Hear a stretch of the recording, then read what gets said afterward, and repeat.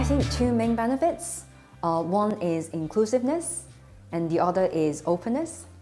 A shortened negative list means broader market access for foreign investors, and it also means more opportunities for companies in the manufacturing and service sectors, particularly in the newly opened sectors like automobile and financial services.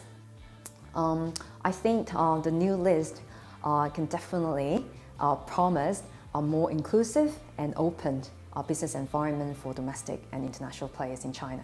That is, in our view, a very strong signal from the Chinese government on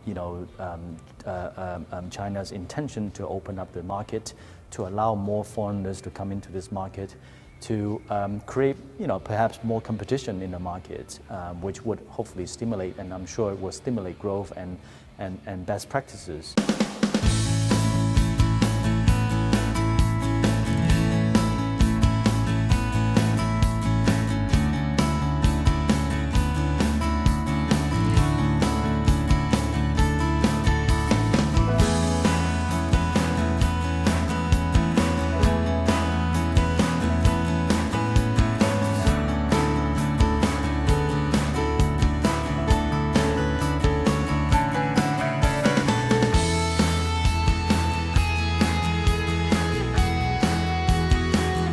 中国制造的这样的一个 Model 3的话，主要是在我们上海的这样的一个我们叫 Gigafactory 进行制造的。